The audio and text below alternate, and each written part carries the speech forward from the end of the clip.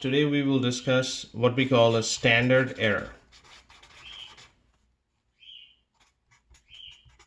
or sometimes we denote it by SE, S stop, E stop. Now this is helpful for your assignment number 3. The first two problems you can do after this discussion.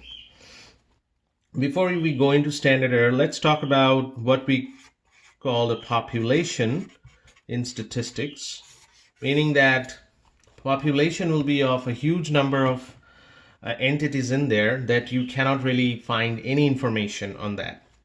So population has parameters which are unknown. The two most common parameters are population mean, which is denoted by mu, or standard deviation, which is denoted by sigma. So these two are unknown. We don't know how to find this because we don't know the information about the population because of its size. It's so big. Now what we do to calculate or to estimate these numbers, we will take samples and we calculate the sample mean, which is denoted by y bar, and sample standard deviation, which is denoted by S. Now once I do this and we claim these are the estimates, mean y bar is the estimate for mu, S is the estimate for sigma, we are making some error because of the fact population is really a big number and we are drawing samples which are very few numbers from the population. So we are committing some error. That error is known as the standard error, or SE, and we calculate that by S divided by square root of n. N is the number of random samples.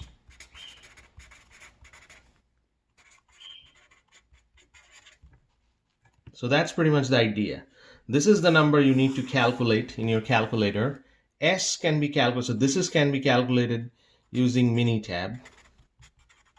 And then this can be calculated also using Minitab, but you can calculate by hand too, S over square root of n. In Minitab, this is SE of mean. In Minitab, this quantity. But you can calculate by hand, S over square root of n, or using Minitab. But this is the number we are interested. That is what we call standard error. What does this measure? It happens to be that if n increases, SE decreases. Sometimes we denote this by mathematical notation by n goes to infinity, means that we are very large number of n we are considering. SE goes to 0. So SE will go down up to 0 if n goes to a huge number.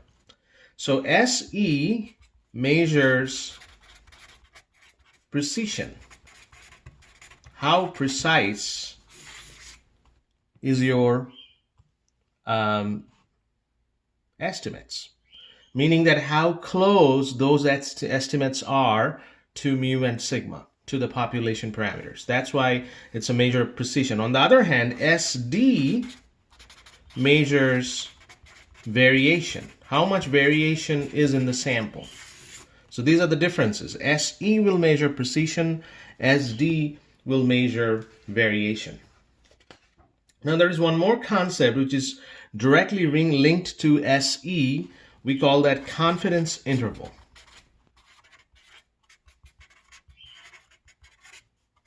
And what is a confidence interval? We denote that by CI in notation sometimes. Now, what is a confidence interval? Now, the confidence interval is essentially if mu is in the middle, which is the unknown mean, unknown population mean, we create an interval around the mu, and that would be the confidence interval. So this is a lower limit, and this is the upper limit, and this is the lower limit.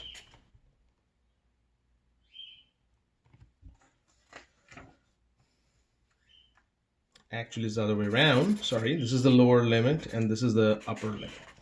So this is the lower limit and this is the upper limit.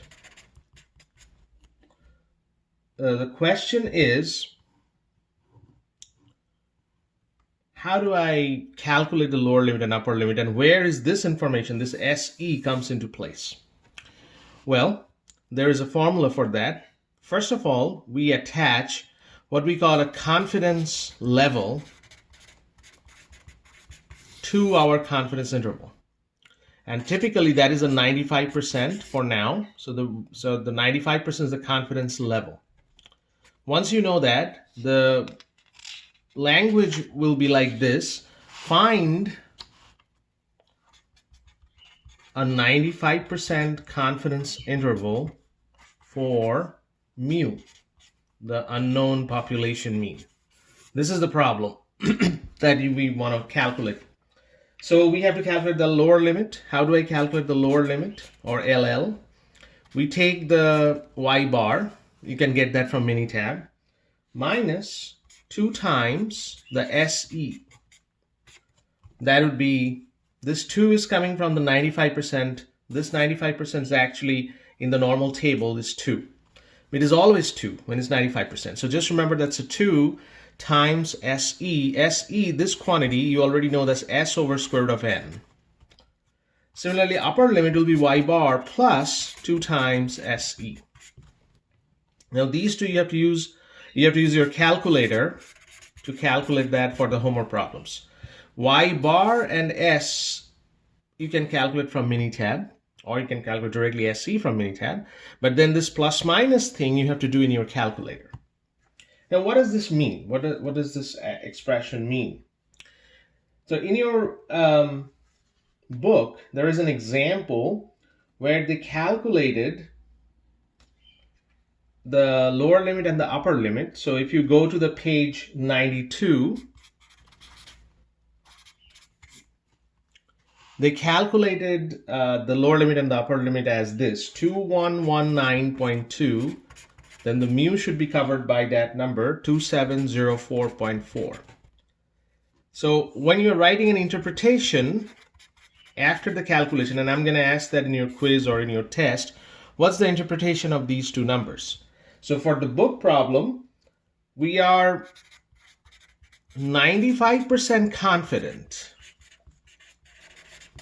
that the population mean mu will be between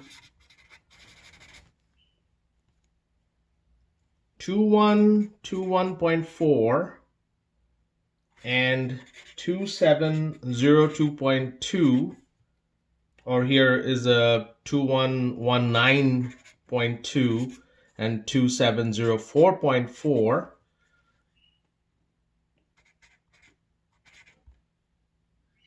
nucleotides. So according to the problem, these two numbers, the population mean will be between these two numbers, and that's your 95% confident of. That's what it means. And that's exactly the interpretation for this. So that is the part you need to know. So you have to calculate. So I'm kind of revising what we just said. We have to calculate the y bar and S from Minitab, calculate this lower limit, calculate this upper limit, find out two numbers, and then write an interpretation. That's the first